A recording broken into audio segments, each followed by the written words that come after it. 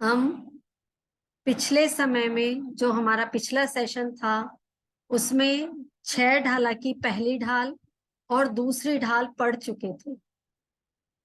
इस ग्रंथ के रचयिताकार पंडित दौलत राम जी ने हमें बताया तो पहली ढाल है। उस पहली डाल में कि हम चारों गतियों में जो परिभ्रमण कर रहे हैं, चारों गतियों में जो भटक रहे हैं और क्या क्या दुख उठा रहे हैं, हर गति में हमने जाके देख लिया, चाहे वह मनुष्य गति हो, देव गति हो, तिर्यंच गति हो, पशु गति हो, हर गति, नरक गति हो, सब गति में क्या है, हर जगह दुख ही दुख है।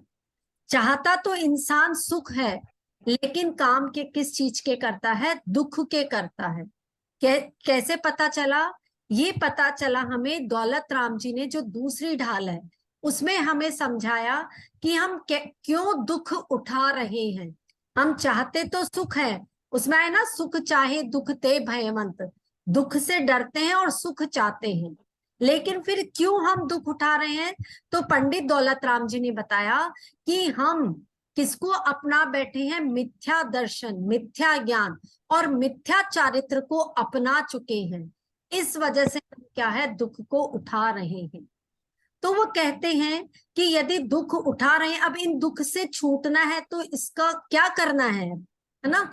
जो दूसरी ढाल थी उसका अंत किससे किया उन्होंने? अब आत्म के हित पंथ लाग, यानी अब आत्मा के हित में या उस मार्ग में लग जाना चाहिए जो आत्मा का हित बताता है। तो तीसरी ढाल फिर उसी जगह से शुरू की है पंडित दौलत राम जी ने और बताया है कि आत्मा का हित किसमें है, आत्मा का हित किसमें है। तो ये हम शुरू करेंगे तीसरी ढाल से। आज मंगलाचरण के लिए मैं नीलम भाभी मंगलाचरण शुरू कीजिए।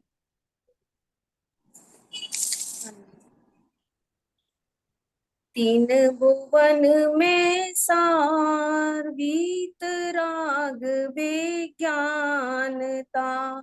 शिव स्वरूप शिव का नमो त्रियोग समा। जय बोली देवादिदेव 1008 श्री आदिनाथ भगवान की जय। द्वादशांग जिनवाणी माता की जय। जैन धर्म की जय। जय। दूसरी ढाल में बोला पंडित दौलत राम जी ने कि अब आत्मा के हित पंथ में लगो। तो वह आत्मा का हित किसमें है, क्या मार्ग है, कैसे कैसे हम वहां तक पहुंच सकते हैं, इससे शुरू करेंगे। देखिए आज मैं आपको स्क्रीन शेयर नहीं कर पा रही हूँ। रोज तो मैं आपको स्क्रीन शेयर कर देती थी, अभी 2 दिन की प्रॉब्लम है, परसों से फिर स्क्रीन शेयर कर दूंगी। तो मैंने ग्रुप में मैसेज डाल दिया ना, ग्रुप में मैंने भेज दिया ये जो दोहा है वो, या फिर आप अपने पास 6 ढाला की पुस्तक रख लीजिए, तो उसमें से आप देख लीजिए। आज और कल 2 दिन की बात है, ठीक है।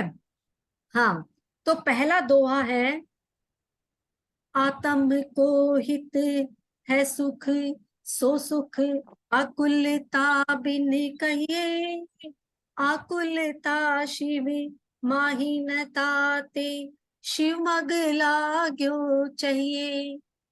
2 ही लाइनें पढ़ा दी हूं इसकी पहले, कि पंडित दौलत राम जी कह रहे हैं कि अब आत्मा का हित किसमें है, आत्मा का हित क्या है, सुख। हम सुख चाहते हैं ना, तो हमारे को आत्मा का हित सुख में नजर आता है। तो हम क्या कहेंगे कि हम आत्मा का हित ही तो कर रहे हैं, और कर क्या रहे हैं हम? यदि हम देखें, अगर कोई आपसे या मेरे से पूछे कि भाई पंडित दौलत राम जी हमें बोल रहे हैं कि आत्मा के हित में लग जाओ, तो हमारा तो जवाब यही होगा कि हम आत्मा का ही तो हित कर रहे हैं, और क्या कर रहे हैं। आत्मा का हित हमने किस में समझा? सुख में, सुविधाओं में, अनुकूलताओं में, है ना। उसको हम अपना सुख मान बैठे। कैसे कैसे सुख मान बैठे? मेरे पास अच्छा घर है तो वो मेरे को क्या है, आत्मा का हित है। अगर मेरे पास अच्छे कपड़े हैं, गहने हैं, घर है, गृहस्थी है, तो ये मेरा सुख है, ये मेरा आत्मा का हित।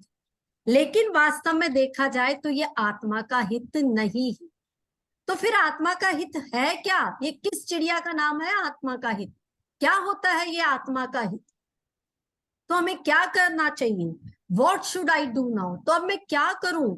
मैं पूछ रही हूँ पंडित दौलत राम जी से कि तो मैं अब क्या करूं?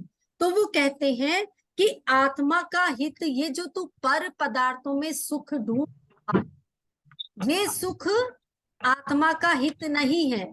आत्मा के हित की उन्होंने एक लक्षण बताया, एक चिन्ह बताया कि जहां निराकुलता है वही आत्मा का हित है, या फिर पहले तो उन्होंने बोला आत्मा का हित क्या है, सुख, और वो सुख कैसा होना चाहिए, निराकुलता, आकुलता रहित होना चाहिए। तो अब अपने आप को वापस अपने लेकर के जाओ कि जो जो हम चीजें कर रहे हैं, क्या वो आकुलता रहित है, क्या वहां निराकुलता है। जैसे मान लीजिए मैंने सोचा कि मुझे घर बनाने में सुख है, मेरा हित तो बस घर बनाने में ही है। तो अब आप देखो, जब हमें घर बनाना है तो हमें कितनी कितनी कठिनाइयों से गुजरना पड़ रहा है, तो क्या तब हमारे को आकुलता नहीं हुई। कितनी आकुलता होती है घर बनाने में। हमें उसका मतलब वो नक्शा पास करवाना पड़ता है, उसके लिए इंजीनियर के पास जाना पड़ता है, और रेत मिट्टी वालों के पास, मार्बल वालों के पास, जगह जगह जा जा करके तिनका तिनका जोड़ जोड़ करके वो घर बनाना पड़ता है। तो हमने सोचा अब तो आकुलता मिट जाएगी, हमारा घर बन गया, क्योंकि हम सोच रहे थे भाई हमें सुख मिल जाएगा घर बना करके। अब तो हमारा घर भी बन गया, तो घर बन गया तो ईएमआई चुकाने की टेंशन। अब वो ईएमआई जैसे तैसे, वहां पर भी आकुलता हो गई कि पैसा कहाँ से आएगा, इतना पैसा हमें घर घर में चुकाना है। जैसा तैसा करके वो पैसा भी चुका दिया, तो सोचा अब तो हमें आकुलता हो जाए, मतलब खत्म हो जाएगी, अब तो हमें सुख। तो फिर क्या, घर में जो कमियां नजर आ रही है, यहाँ ये रह गया, वहां वो रह गया, यहाँ बच्चों का कमरा नहीं बना, यहाँ ये विंडो रह गई, क्या हुआ, आकुलता। कहने का मतलब है ये आकुलता जब तक खत्म नहीं हो रही है तब तक हमें सुख प्राप्त होने वाला नहीं है। क्योंकि सुख का एक लक्षण दिया है दौलत राम जी ने, सुख ऐसा होना चाहिए जो आकुलता रहित हो, जहां आकुलता का चिन्ह लेश मात्र भी ना हो, तो उसको बोलते हैं सुख। और आप कैसा भी देख लीजिए, हमारे सारे काम दिन भर के जो भी काम होते हैं वो सारे कैसे होते हैं, आकुलता। जैसे मंदिर भी गए हम, मंदिर में मान लीजिए पूजा चल रही है, विधान चल रहा है, और थोड़ा सा मान लीजिए विधान शुरू होने में टाइम हो गया, तो फिर हमारे जीव में क्या हो जाती है, आकुलता हो जाती है। अरे इतना टाइम हो गया, अरे इतना टाइम हो गया, मुझे तो घर जाना था, मेरे को तो परिवार को संभालना था। मंदिर में भी हमें आकुलता हो जाती है, हर हर जगह आकुलता, क्योंकि जब तक हमारा जीव इन चारों गतियों में है तब तक हमें सुख नहीं मिल सकता। क्यों नहीं मिल सकता, क्योंकि हर जगह आकुलता है। तो अब क्या करना चाहिए, तो आगे पढ़ते हैं, क्या कर रहे हैं। आत्म को हित है सुख, सो सुख आकुलता बिन कहिए, आकुलता शिव माही न ताते, शिव मग लाग्यो चाहिए। तो अब कहाँ है वह निराकुलता, कहाँ है।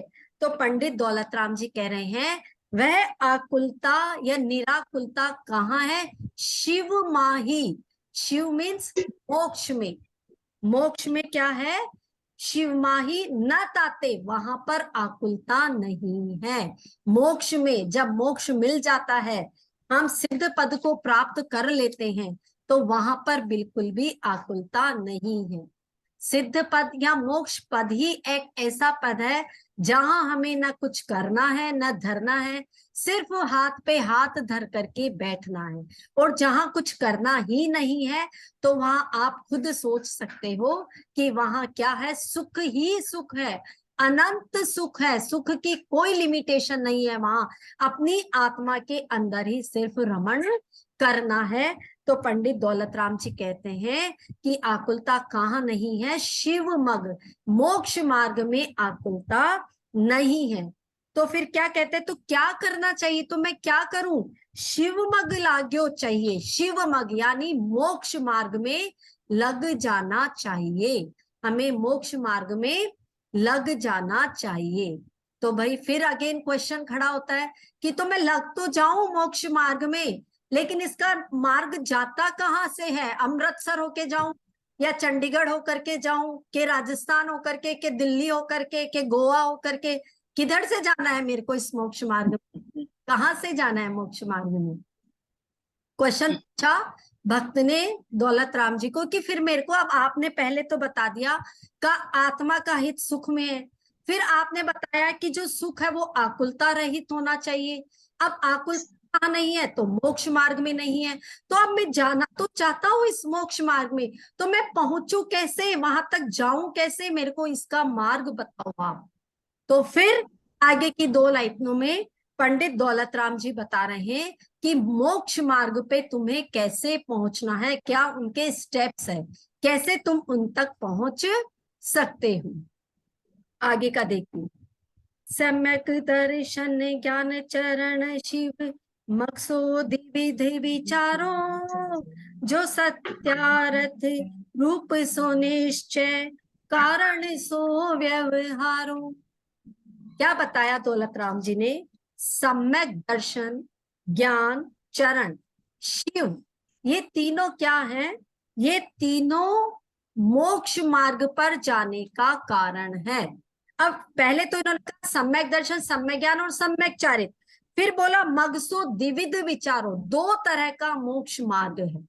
तो फिर क्वेश्चन होता है कि एक तरफ तो आप कह रहे हो सम्यक दर्शन, ज्ञान और चरित्र, 3 ये चीजें हैं जो हमें मोक्ष मार्ग की तरफ ले जा रही है, और दूसरी तरफ आप कह रहे हो द्विविध विचारों की 2 प्रकार का है, तो दोनों बात पर कैसे? तो पंडित दौलत राम जी कह रहे हैं कि ये अलग अलग बात नहीं है। सम्यक दर्शन, ज्ञान और चरित्र, इन तीनों से बनता है मोक्ष मार्ग। अब ये मोक्ष मार्ग जो है वो 2 प्रकार का है, उसको 2 तरह से समझो। कौन कौन सा? जो सत्यार्थ रूप सो निश्चय, यानी जो यथार्थता रूप है, जो वास्तविक रूप है, उसको तो आप मानो निश्चय मोक्ष मार्ग, और कारण सो व्यवहार, और जो इसमें कारण है, जो इसमें साध्य है, जो हमें इस मोक्ष मार्ग तक पहुंचाएगा, वो है व्यवहार, व्यवहार मोक्ष मार्ग। अब वापस समझाती हूँ इसको कि मोक्ष मार्ग पर जाने के कौन कौन से रास्ते हैं।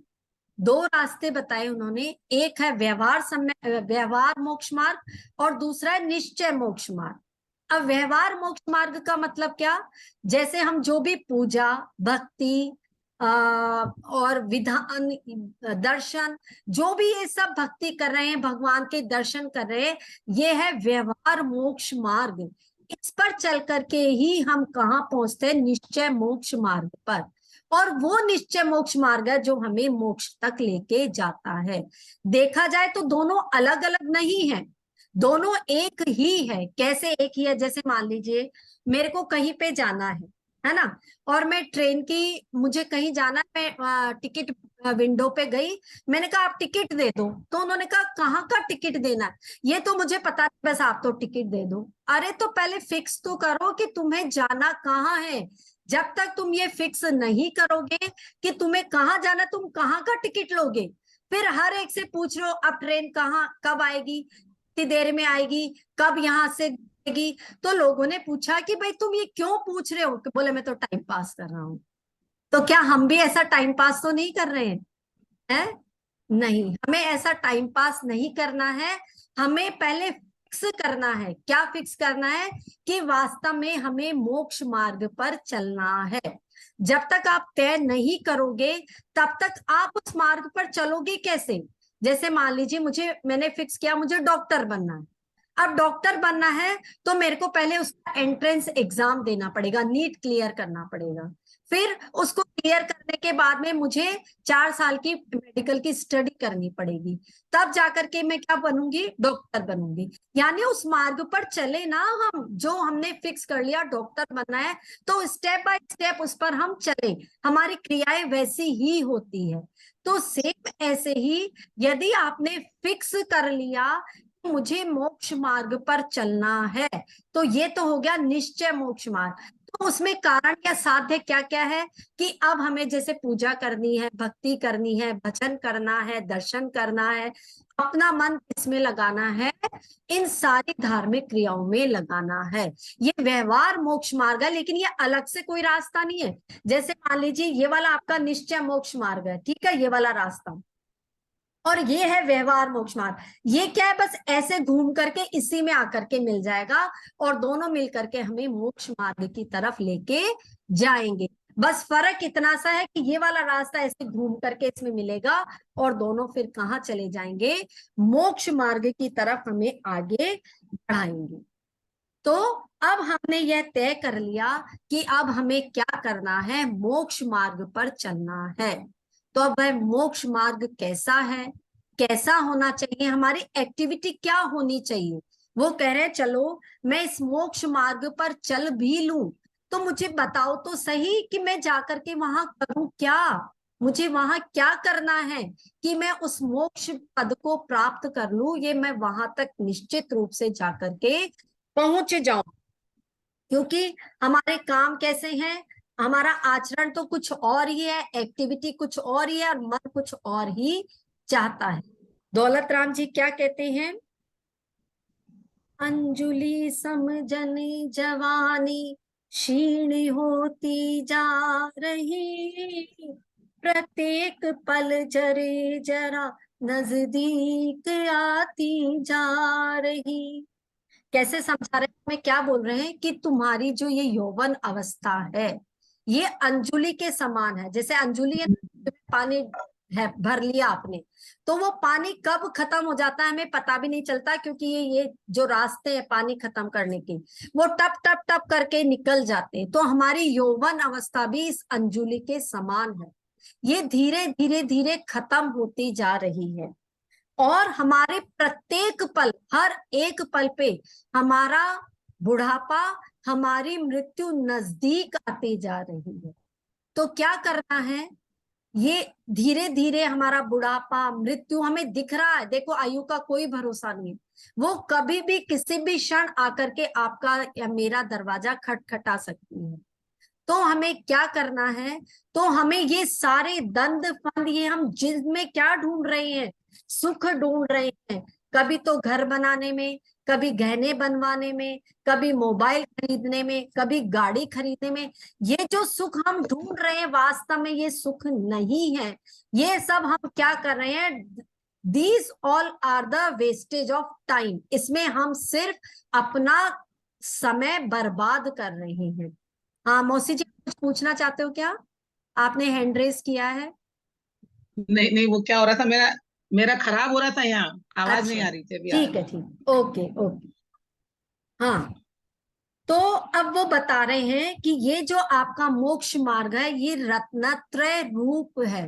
रत्नत्रय रूप कैसे, जहां सम्यक दर्शन है, सम्यक ज्ञान है, सम्यक चारित्र है, इन तीनों का जो पालन करता है, जो इस मार्ग पर चलता है, इस पर सच्ची श्रद्धा करता है, वह तीनों मिलकर के ही मोक्ष मार्ग को बनाता है। तत्वार सूत्र यदि आपने पढ़ा हो तो पहला ही सूत्र उसका क्या आता है, सम्यक दर्शन ज्ञान चारित्राणी मोक्ष मार्ग है।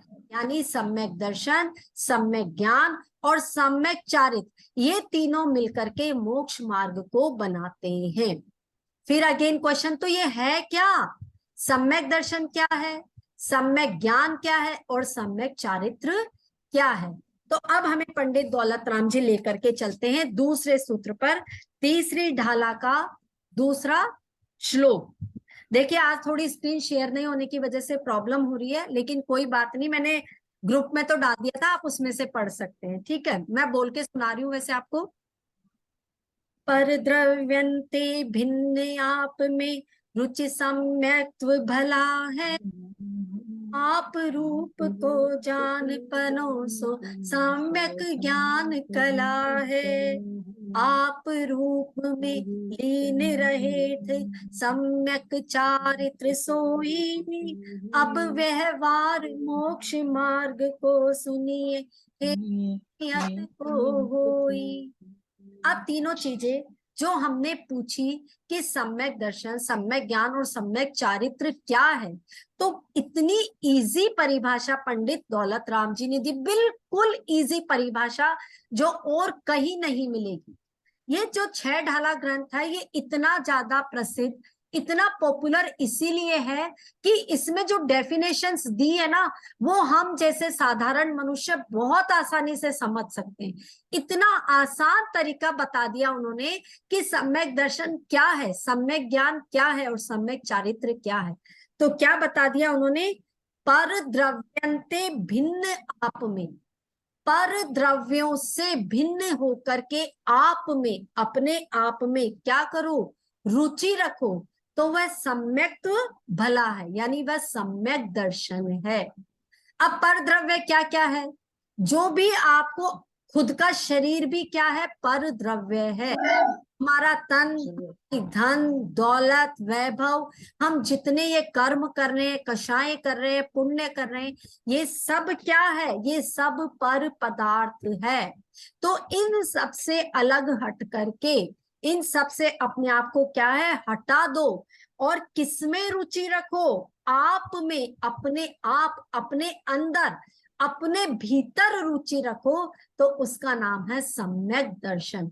सिर्फ सम्यक दर्शन की क्या मतलब, हम बोलते हैं ना श्रद्धा होना, सच्ची, सम्यक मतलब सच्ची, वास्तविक, और दर्शन मतलब श्रद्धा, तो सच्ची श्रद्धा होने का नाम है सम्यक दर्शन। और इसको और डिटेल में पढ़ें तो इसका क्या मतलब होता, अपने अंदर, सिर्फ और सिर्फ अपने अंदर रुचि रखो, तो वह कहलाता है सम्यक दर्शन। अब अगर ये सम्यक दर्शन, सम्यक ज्ञान और सम्यक चारित्र, अगर हम कहें कि तीनों नहीं हो, सिर्फ सम्यक दर्शन ही हो जाए, तो क्या हमारा मोक्ष मार्ग खंडित हो जाएगा?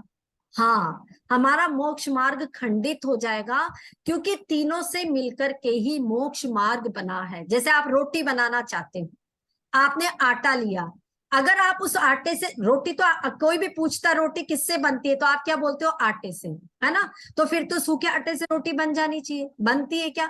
जब तक उसमें पानी नहीं डालोगे वो रोटी बिलेगी क्या? नहीं। और फिर जब तक उसको गैस पे नहीं चढ़ाओगे वो सिकेगी क्या? यानी रोटी बन करके तैयार नहीं होगी। तो रोटी बनने के लिए आटा, पानी और गैस तीनों जैसे जरूरी है, ऐसे ही मोक्ष मार्ग के लिए अकेले सम्यक दर्शन से भी काम नहीं चलेगा। देखिए, जैसे एक जंगल है और जंगल में खूब तेज आग लग गई, वहां पे 3 व्यक्ति हैं, एक व्यक्ति अंधा है, एक व्यक्ति लंगड़ा है और एक व्यक्ति आलसी है। 3 व्यक्ति है। अगर ये 3 व्यक्ति है तो क्या है कि तीनों अगर प्रयास एक साथ करें तब तो वो इस जंगल की आग को पार कर लेंगे, लेकिन अगर उन्होंने अलग अलग वो रहे तो वो उस जंगल की अग्नि में जल करके भस्म हो जाएंगे। कैसे? एक व्यक्ति है पंगु, लंगड़ा, वो चल नहीं सकता, एक अंधा जो देख नहीं सकता, और एक आलसी कि नहीं यार ठीक है, मैं यहाँ रह गया तो भी ठीक है, चला गया तो भी ठीक है, उसको किसी से कोई मतलब नहीं है। लेकिन वो तीनों मिल जाए कैसे, कि अगर जिसके पैर है वो पैर वाला लंगड़े को अपने शरीर पे क्या करे, बिठा ले, अंधे को अपने शरीर पे बिठा ले, और जो लंगड़ा आदमी वो देख तो सकता है ना, चल नहीं सकता, तो वो उनको क्या करे, रास्ता बता दे, तीनों हाथ पकड़ करके यदि वो चले तो वो क्या है, जंगल की आग को पार कर सकते हैं। ऐसे ही सम्यक दर्शन, सम्यक ज्ञान, सम्यक चारित्र तीनों मिल जाए तो वो हम क्या कर सकते हैं, मोक्ष मार्ग जो बहुत दुर्लभ है, बहुत कठिन है, लेकिन फिर भी तीनों मिल जाए तो हम उस मोक्ष मार्ग तक पहुंच सकते हैं। तो पहला हमने बता दिया आपको सम्यक दर्शन, यानी अपने अंदर ही रुचि रखना, बाकी के सब पदार्थों से रुचि हटा दो, उसका नाम है सम्यक दर्शन। अब हमने सम्यक दर्शन तो समझ लिया, तो सम्यक ज्ञान क्या है? तो सम्यक ज्ञान, इसकी दूसरी लाइन देखते हैं, आप रूप को जान पनोसो सम्यक ज्ञान कला है। यानी क्या करना है, अपने आप को जानो, पहचानो तो सही, आप हो कौन, आप जीव तत्व हो, आपको क्या करना, ये ज्ञान जब आ जाएगा हमारे को, सच्चा ज्ञान जब आ जाएगा तो वो कहलाएगा सम्यक ज्ञान। पहला क्या पढ़ा, सम्यक दर्शन, जिसमें हमने सच्ची श्रद्धा कर ली, अपने आप को देखना सीख लिया, फिर जान लिया, तो वो हो गया सम्यक ज्ञान।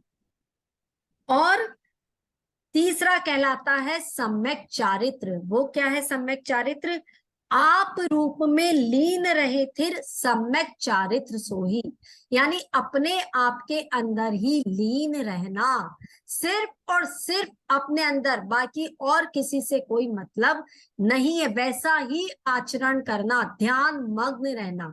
हमने जान तो लिया कि ये मोक्ष मार्ग है, लेकिन हम वैसी एक्टिविटी नहीं कर रहे, नहीं, वैसी एक्टिविटी करनी है, उस मार्ग पर आचरण, मतलब वैसा ही हमें आचरण करना है।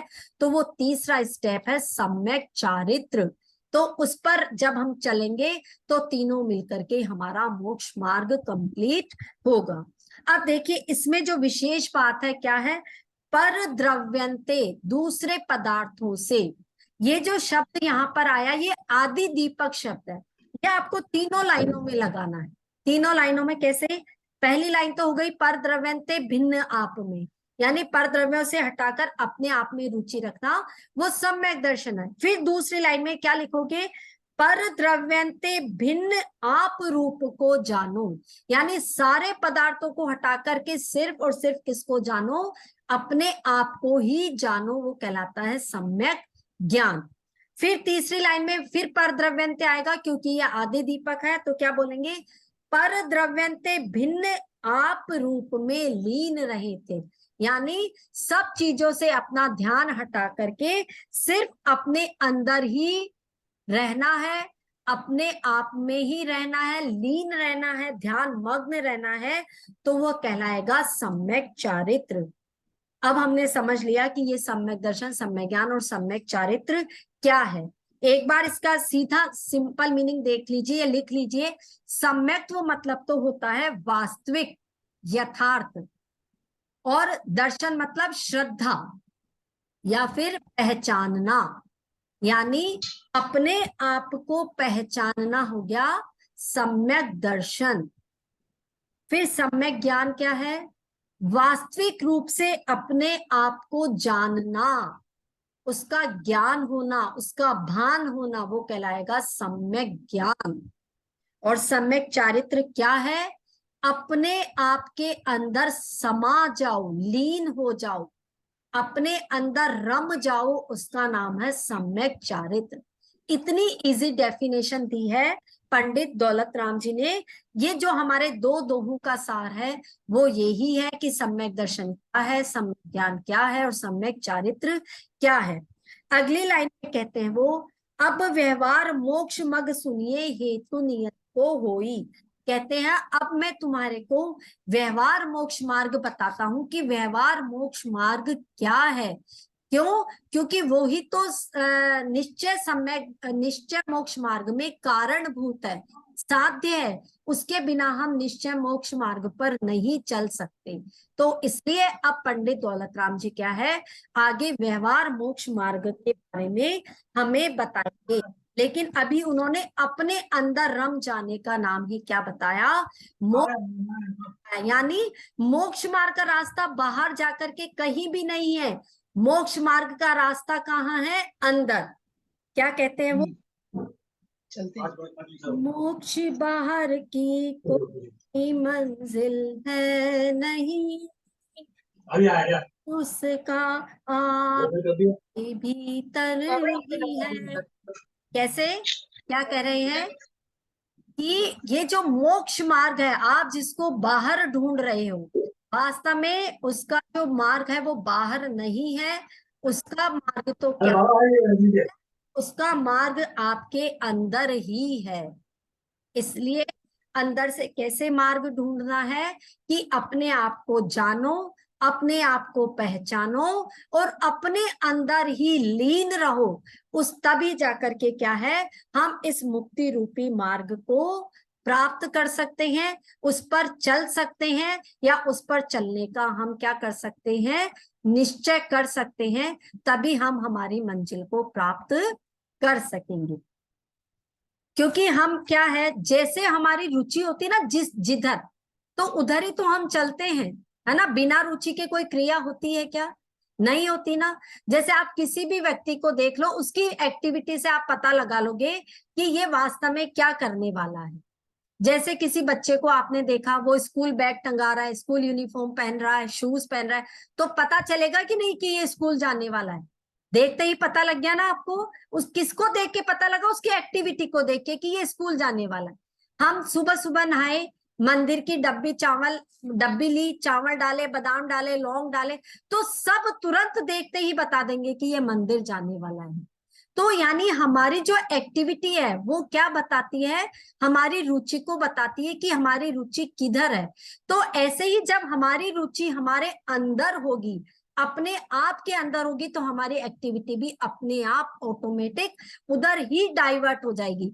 फिर हम जब चाहेंगे कि हमें मोक्ष मार्ग पर चलना है, तो हमारी सारी एक्टिविटी हम कैसे करेंगे? अपने अंदर ही लीन रहना सीख जाएंगे।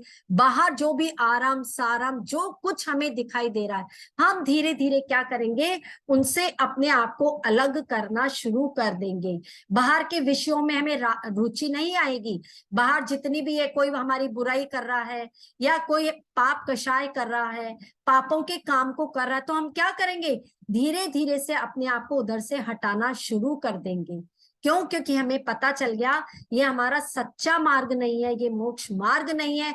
यदि हमें वास्तव में इस पर चलना है, तो हम अब हमें क्या करना है? इन सारी विषय वासना विकार से अलग हट करके और अपने अंदर रुचि डालनी है, और जो हमारा वास्तविक मार्ग है उस पर हमें चलना है। तो आपको समझ में आ गया होगा कि मोक्ष मार्ग के दो रास्ते बताए, एक निश्चय मोक्ष मार्ग, दूसरा व्यवहार मोक्ष मार्ग। निश्चय मोक्ष मार्ग का मतलब सम्यक दर्शन, सम्यक ज्ञान, सम्यक चारित्र की एक रूपता, और व्यवहार मोक्ष मार्ग जो इसमें कारण है, जो सम्यक दर्शन, सम्यक ज्ञान और सम्यक चारित्र में कारण भूत है, वो व्यवहार मोक्ष मार्ग है। वो हम कल पढ़ेंगे। आज नए लोग भी ऐड हुए हैं, तो थोड़ा सा हो सकता है उनको मुश्किल आ रही होगी, क्योंकि उन्होंने पहली ढाल और दूसरी ढाल नहीं पढ़ी। लेकिन कोई बात नहीं, धीरे धीरे जब आप पढ़ोगे, रुचि आनी शुरू हो जाएगी और आपको अच्छा लगना शुरू हो जाएगा, और आपको भी ये जो 6 ढाला है ये बहुत आसानी से समझ में आ जाएगा। चलिए अब हम करते हैं जिनवाणी स्तुति। नीलम भाभी, जिनवाणी स्तुति कीजिए।